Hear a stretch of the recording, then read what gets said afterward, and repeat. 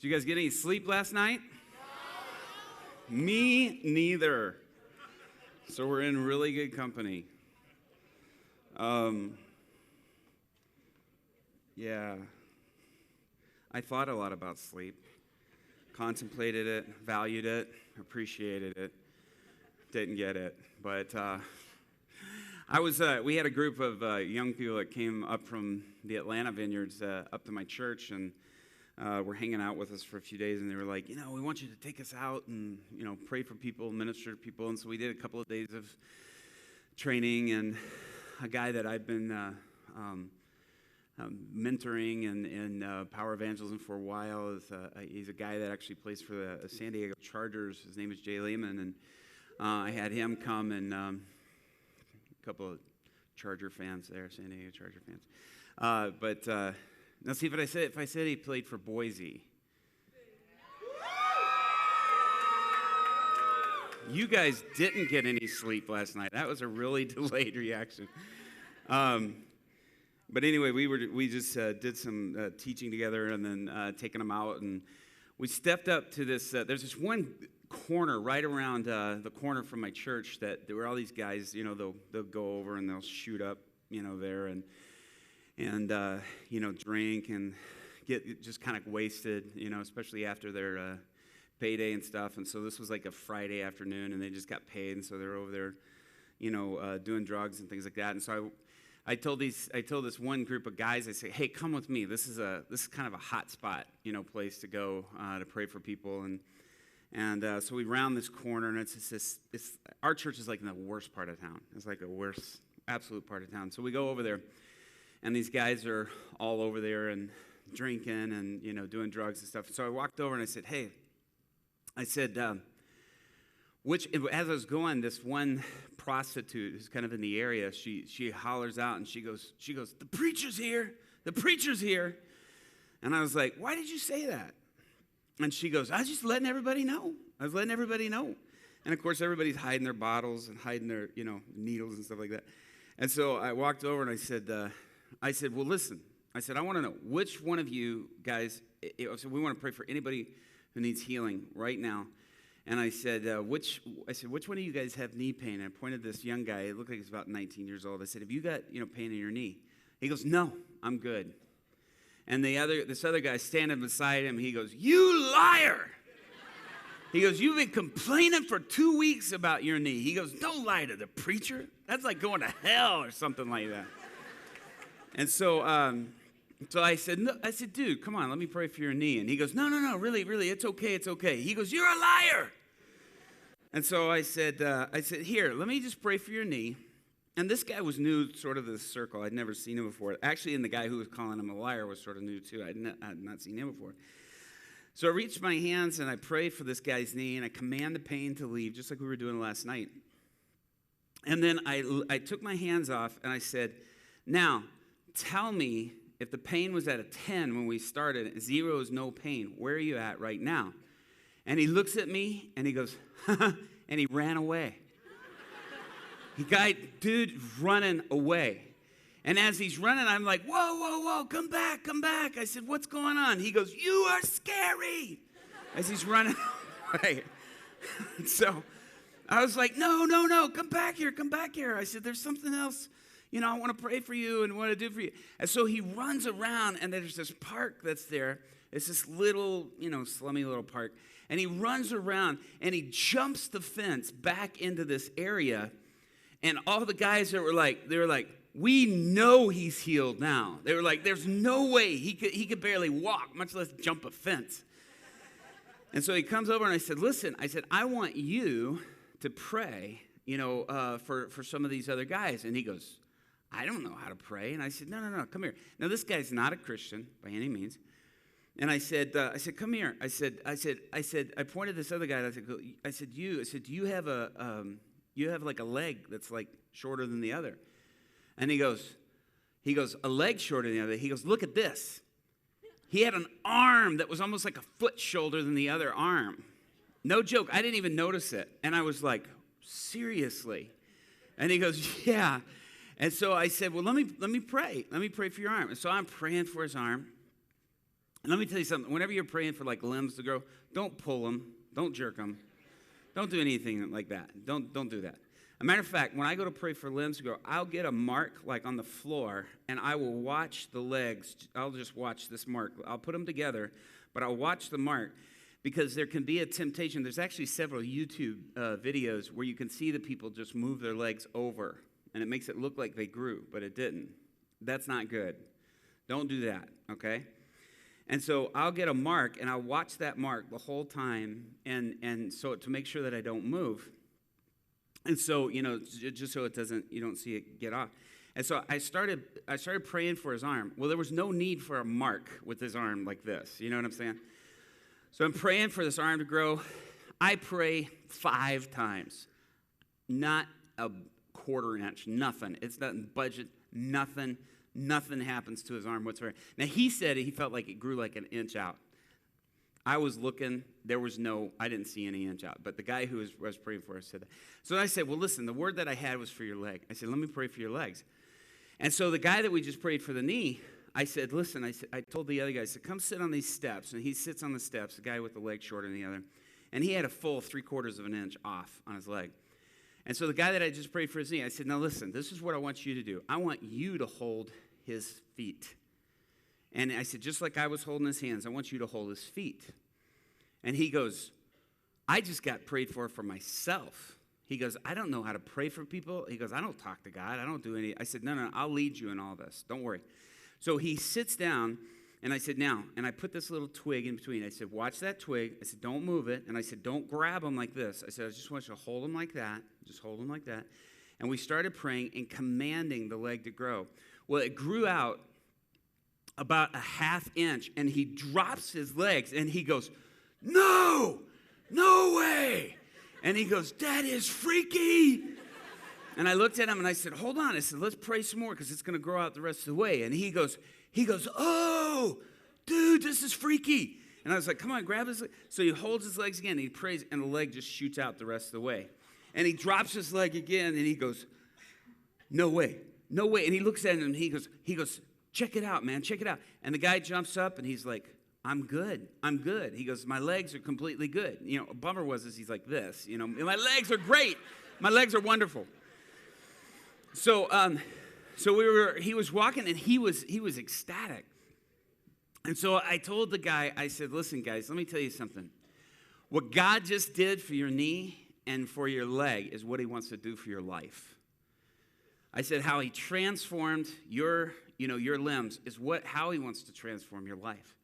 And all the places that are off, all the places that don't match up, all the places that are broken, hurting, the wounded, God wants to come and heal your life just like he did your body. And I said, and he offers that to you through new life in Jesus Christ, through a new relationship. And God is pursuing you. He loves you. He's passionate about you. And it was amazing that those 2 guys, plus the prostitute who was hollering, all 3 of them prayed right there together and gave their lives to Christ right in that moment, as we were there. Now, let me tell you something. A couple of things I want you to know before we get back kind of into the teaching. And this is important to realize.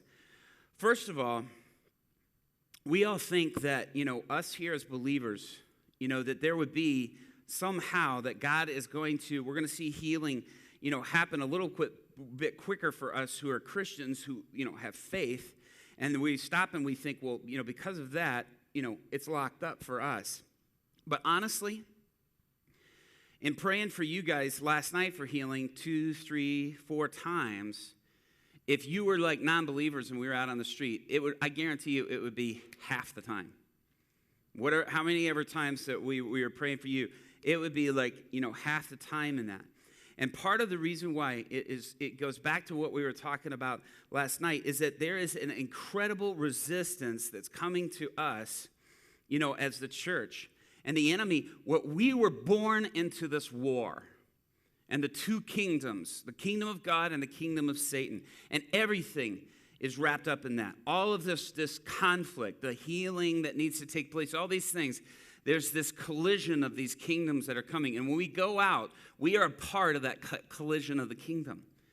And so if I had 10 people right here that weren't Christians, and 10 people here that were Christians that need healing, these guys, the ones that aren't Christians, you'll see healing come faster. You'll see it come quicker. And the reason why is because there's less defense of the enemy for them, I believe. This is my opinion.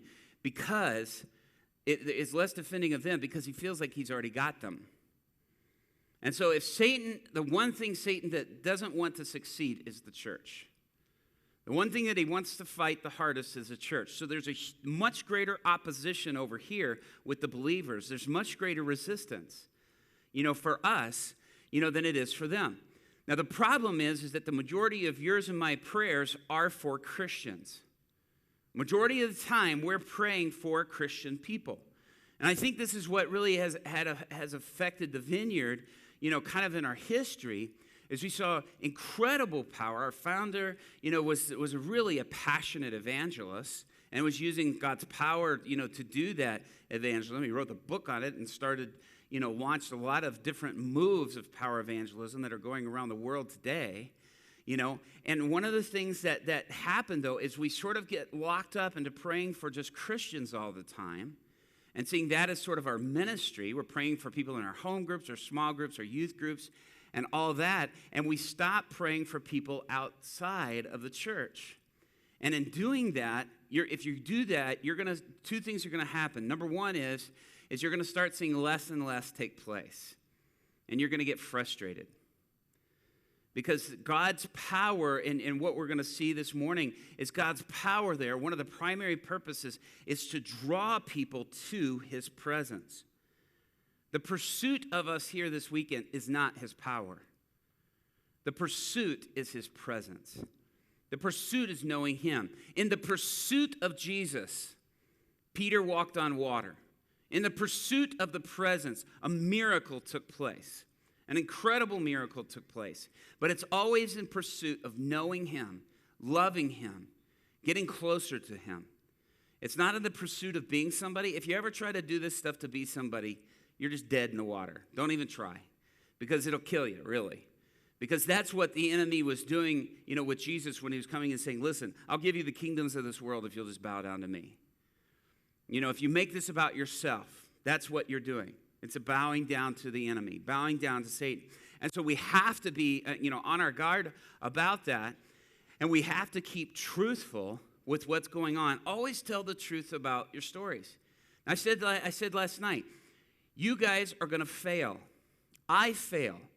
I couldn't pray for, the guy's arm to grow out, And so that happens all the time. You're going to hit failure. Don't be discouraged by that. And don't quit, because remember, God can use a failure, but he can't use, do you remember the last part of that?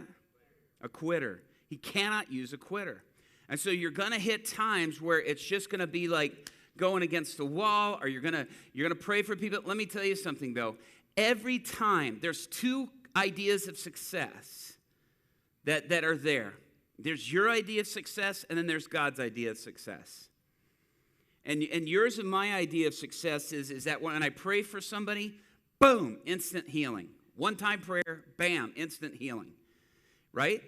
I mean, that's our idea of success. Our idea of success is the crystal clear prophetic word where I tell you your grandfather's social security number. Our idea of success is the 1-second deliverance prayer. Forget even praying for deliverance. Demons see us and just go, and run away. I mean, that's our idea of success, right? That's our idea of success. God's idea of success is our obedience in going and our continued obedience even when the stuff doesn't happen. Why? Because we have obeyed him. I'm going to tell you something. God is more interested in that because that reverses the effects of the enemy. We see the power as being the fruit or being the best stuff of what we do. We see that as the mark of being people of God. And power will follow. The Bible promises that. We see that, and it should. I believe in that. I'm passionate about that. But I'm more passionate about us understanding in the pursuit of his presence There is a greater desire to see the presence of God and to be obedient to him because of a love affair with Jesus Christ, rather than seeing the sparks fly and the glitz and the great stuff, take place. All of those things should follow. But notice, they follow those who believe, and that believing comes out of relationship with Christ. Do you get that? Does that make sense? And so the Lord wants us to first and foremost be ones that bring him pleasure, that bring him glory, that bring him honor, and that love him and are passionate in pursuit of him. And so it's very significant. And so picking up what we were talking about last night, when Jesus, and it's such a bizarre statement, just that coming, from that passage that I read you guys from Luke chapter 10, where he says, just out of the blue, I saw Satan falling like lightning from heaven. I mean, a powerful verse, a powerful passage. And I believe that what Jesus is saying, I don't believe he's reflecting on what he has seen in the past, because he's saying this as a result of the disciples coming back and saying, hey, we did what you said, we followed through, and your presence was there, your power was there, we saw things happen, and as a result, Jesus says, I saw Satan falling like lightning from heaven. And I believe that is a result of our obedience to God, of our following through with God, which again is God's idea of success versus ours. And as a result of that, all of a sudden, Jesus says, this is casting the enemy down. And so even when you go out and nothing happens, something happens. And what is that? You've brought pleasure to the Father, and you are overthrowing Satan, because we are not serving the results, we are serving him. You see, when I get discouraged because I don't see the results I want, that means I am the receiver of the glory. That means I am the recipient of the glory, and that's not God's intention. He is intending all that glory to be brought to him. Everything we do points back to the cross. Everything we do champions the cross of Christ. Everything we do points back to his work, to his power, to his demonstration, to his pursuit of restoring us back into the presence of God. And so we constantly point back to him. It's a beautiful circle. And when you see in the book of Revelation, there's just like this incredible choir of all of a sudden, God taking these crowns and he puts them on the saints' heads, and the saints bring the crowns and they cast him back at his feet. And he picks them up again and he puts them on his heads, and they go, no, you are worthy, and they cast him back at his feet. And he picks him up again and he places him on his head, and then they take him down and cast him over and over, relentless cycle of just handing back. Why? Because we see that the Father is the one who deserves that glory, not us. And when we have that in the heart, we will see sustainable power. We will see sustainable renewal. We will see sustainable revival, because we see that this is about Jesus and not about me. It's about him. This is his ministry that he invites us to. I'm just available. I'm just available for him to use and for him to move on any way that he wants. I told you last night about my first encounter with now listen, they didn't give me a stopping time. Big mistake. Just whoever that was, big mistake. I'm just telling you. Okay, so let's move on. But I told you about my first encounter with power evangelism, with the guy coming up with the gun and all that stuff. My second one was many years later. I was in my office and I was praying for this lady on the phone. And earlier that day, the pastor had, I had been at like this really big, church in Atlanta, Georgia, and I was one of the youth pastors and part of the television ministry and part of the youth ministry there. And I had gone to this other church, and while I was there, this was a much smaller church and that I was working at, and the pastor was having me do all this crazy stuff for him. Like I was taking his laundry to the laundromat, and I was washing his car, and I was like, I don't remember any of this being on the job description when I accepted the job, and so I never said that to him. I said it all inside. You ever notice how you say things inside that you don't say outside? Inside you're like, hey, buddy. It's not in my job description, okay? But on the outside, you're like, yes, sir, thank you. Thanks. You know what I mean? You have this sort of tug of war. So anyway, okay, that's just me. You guys obviously are way too spiritual to think like that. So I was really bitter, and I really had a bad attitude. Not a servant's heart at all. I mean, I just really was. I was not in a good place, and this lady calls on the phone, and I'm like, and I'm all upset. And she calls on the phone, and she goes, listen. She goes, my father is going in for open heart surgery. He's going for his third bypass surgery.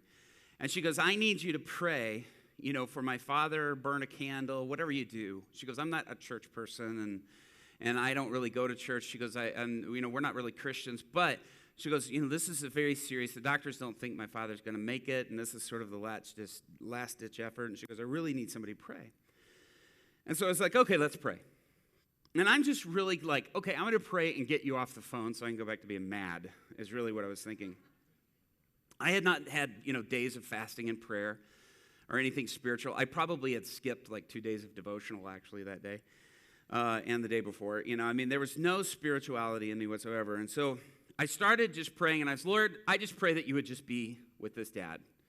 I pray that you would be with his family. I just pray just during this time that they would just know that you're with them, that you're helping them. I pray, Lord, that they've made proper arrangements.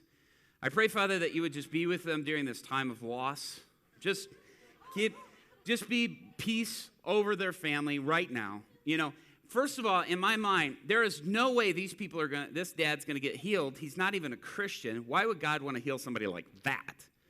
I don't even think that's in the Bible, was what I was thinking at the time. And then I was like, and secondly, these people don't go to our church. They're not, what good is this? This is just pointless. And so I'm just like, Lord, just be with them. I hope they have good insurance. God help them all.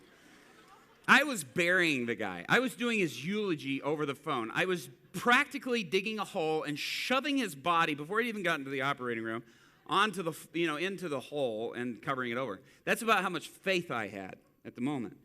Now, before I was telling you the story about the guys that I was praying for, they had no faith, notice. Now, at this point of praying, really, I had no faith, okay? I just want to point that out. Lady on the phone has no faith.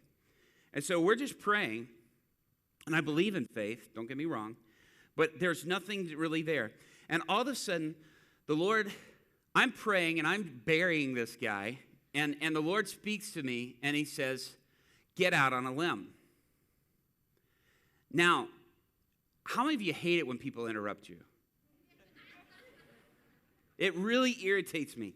That is just, rudeness at its worst, right? It's just, you don't interrupt, people. That's just terribly rude. I hate that. And so all of a sudden I hear this, get out on a limb. Now, I had not heard God's voice very much, but it was just inside my spirit. It wasn't like the audible voice of God, get out on a limb. Nothing like that. But just all of a sudden, just in my spirit, I just sensed that that's what God was saying. And I was kind of like, excuse me, I'm talking here. It was just, and then all of a sudden it occurred to me, wait a minute, you're actually the one I'm talking to. You talk back? Really? Seriously? I had no clue. And so I stopped and I was like, get out on a limb. What does that mean? And then the Lord spoke to me and he goes, take a risk. And I was like, take a risk? What risk is there to take? I don't get this. What do you mean take a risk? And then he said something that actually kind of comes from the King James Version of the Bible. He goes, open your mouth and I'll fill it. Now, I had always thought that applied to food. When I would read that scripture, I just saw like a bird coming and dropping worms in a baby bird's mouth and, open your mouth and I'll fill it, that type of thing. And I was like, I just had lunch. What do you mean open my mouth? What does this mean? And then all of a sudden it occurred to me, the Lord was saying, I just want you to say something, just out of the ordinary. And this is the first time that I ever, I'd given a couple of things before that I felt this strong impression on, but this is the first time that I had ever really launched into understanding that faith is risk and that you have to take risk in order to see things happen. And so I just said to this woman, I said, I just really feel like God is about to, and I didn't know what was going to come out next. Now, let me explain something. Every time I do prophetic ministry, that's how it is. It's very rare that I see things beforehand, We'll try to do some more prophetic ministry here in a little bit. But I have no clue what I'm going to say. I'm just like, I just see on you, and then blah, blah, blah, blah, blah, blah, it just sort of comes out. And it's not like God is like moving my mouth like the picture I was telling you last night, but it's more of just God is just saying, listen, I want you to take a risk. And so I said this to him, I said, God, I just feel like God is about to completely heal your father. I said, as a matter of fact, God's going to give your dad a brand new heart, and he's also going to give him new lungs to go with it. Now, she didn't say anything about lungs. Now, let me ask you guys a question. Have you ever said something, and you wish you could reach out and grab those words before it reaches somebody's ears and just pull it back in your mouth and swallow it before they hear it? If you're married, you know what I'm talking about. If you're not, you will. Especially if you're a guy.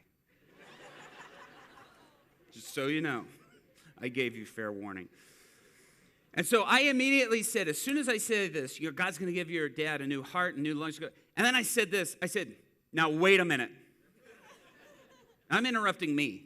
I said, now wait a minute. You need to understand, I have never prayed for anybody and seen them healed. The majority of people that I pray for get sick. It's not how this works. I am not a healer. I don't know how to pray for healing. I just want to make sure that you understand that I am not, in the healing business or anything like that. And I said, please know, I do know, I think that it's in the Bible somewhere that somebody got healed because somebody prayed or something like that. I do have a cousin who knew a friend who had a cousin who was healed once. But I actually thought they were lying all this time, so I'm not even quite sure about that. I'm talking this lady out of this, and she says, you said God's going to give my dad a new heart? And I said, yes, but, and she hung up the phone. My heart sank to my toes, and I thought, dear God, I'm going to be fired and then sued. What were you thinking, praying for healing? I mean, all these thoughts of you idiot. What are you thinking? How dare you? What a stupid thing to do. Now, when we were talking about unbelief last night, that's what all that is. So when those thoughts come rushing in, I can't do this, I'm not that, that's Try Robinson, or that's, Andy Henley, or that's Jeremiah, or that's, Annabeth, or that's those people. That's not me.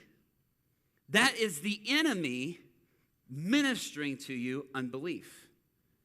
And he's trying to get you to doubt, remember what we said last night, that God is good enough, big enough, and strong enough for you.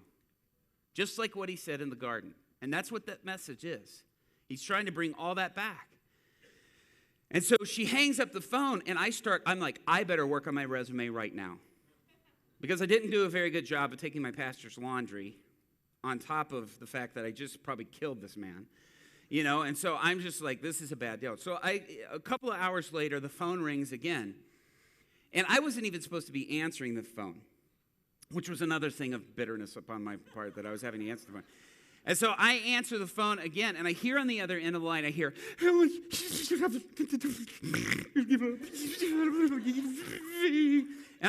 we always had this girl in our youth group that was constantly getting into car accidents. She was constantly wrecking her mom's car. And she would always call me, her youth pastor, to call her mother because she was too scared to call her mother. And so I just assumed this was Shanda, calling me because she wrecked her mom's car again. And I said, Shanda, calm down and call me back. And I hung up the phone.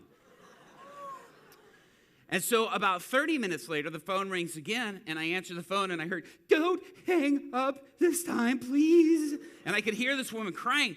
Well, immediately, I could tell it was that woman. I recognized her voice. I thought, oh my God, I killed her dad. He's dead. Because I prayed for him for healing. How stupid of me. And I immediately started saying, I'm so sorry. I'm so sorry. And she goes, what do you mean, sorry for what? And I'm like, your dad, he's dead. He is? No, my dad's not dead. And I was like, he's not?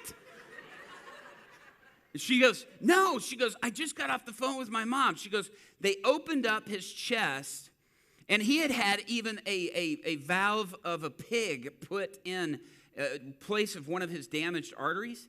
He had a valve of a pig put in there. This was his third bypass surgery that they had actually done on him. And she said they opened it up. They said the pig valve was completely gone. It was all human again. There was no scar tissue from any previous surgeries on the inside of his body, on the inside of his skin. There was on the outside, but not on the inside. And the doctor looked and said that he looked like he had the heart of a 30-year-old man. Now listen. She's told me, she goes, I didn't even tell you this. She goes, but my dad had a half lung removed on that side. And she goes, when they pulled this back, they have to cut the ribs, and they pulled it back. She said they looked, and there was actually a whole lung where the half lung had been removed, from damage to the lung before, a complete whole lung. You know what I said? No, I did not. Really. So immediately I was like, are you sure? And she goes, yes, I just got off the phone with my mom. I said, no. Are you sure? She goes, yes. I said, you don't understand. People with colds that I pray for get flus. This is not possible. And I was like, I need to see documentation. And she goes, I'm telling you, I just got off the phone with my mom. And I was like, really? I could not believe it. And that woman came to the church with her husband the next Sunday. That woman, her husband, and the mom and the dad all accepted Christ as a result of that. And that woman and her husband, the last I heard, were still at that church to this day. Guys, let me ask you a question. What if I didn't take the risk? What if I didn't take the risk? You have more power and more authority than you realize. John Wimber was driving down the road one day, and after he was doing this, guy that founded the Vineyard. He was driving down the road one day, and he was just praying, and he was a little frustrated. He left a meeting where only about half the people he prayed for were healed, and the other half weren't. I believe that's the right statistics. And he's driving down, and he's like, Lord, what happened there? Why didn't everybody get healed? And the Lord spoke back to him, and he said, John, there's not any problem up here. I'm not withholding from you anything up here. I've given it all down there. It's down there. And basically what I believe that message is saying is that it's waiting on us. That power, that healing power, that work of God, that prophetic work, ministry of the presence, deliverance, is waiting on us to engage in it. It's waiting on us to engage it. And so it's not a matter of, is God holding back? Am I good enough? Do I deserve it? That's not the issue. But there is authority in us taking the risk. There's authority in us speaking and us saying things and us stepping out. Now, we were talking about, Jesus says, I saw Satan, and I believe in that moment. I believe as you guys go out today, like I said yesterday, I believe we're going to see Satan falling like lightning from heaven. Why? Because we are stepped out. We see unbelief, and we stare it down. And we say, no, I will not succumb to you. I will not let you have authority over me. I'm going to take my rightful place in Jesus Christ to bring glory and honor to his name, even if I look like a fool doing it. Our fear is failure and that we won't succeed, but actually, like I said last night, failure is actually a part of the goal. Do you know in weightlifting, they have a phrase, they say, push to failure. Now, I know a lot of you are shocked to find out that I'm actually a personal trainer. I'm shocked to find that out because I'm not. Okay, anyway. I did, however, design the skinny jeans. That was my idea. I have several pairs, but so all of you who have skinny jeans on, you can thank me later. I didn't do that either. Okay, I'll confess that. And I'm sure all of you were wondering. Okay. Where was I? I'm sure pushing to failure. So what happens is when you're underweight, now listen to me. Now we hate opposition. We hate resistance, right? But do you know what weights are? Lifting weights? Resistance. And what does resistance do? It makes you stronger. And so when you get to the place where you push to failure, you push to the place, if you're on a bench and you're pushing to the place to where you can't push anymore, and it sort of drops back, they call that hitting failure. And that's actually the goal, because when you hit failure, all of a sudden muscle mass begins to build. And muscle mass, your muscles begin to grow. And so failure is a significant thing to hit. And so don't fear failure, but see failure as a part of the goal. Why? Because you will learn through when you fail. People who just go, well, I'm just a failure, so I just might as well quit.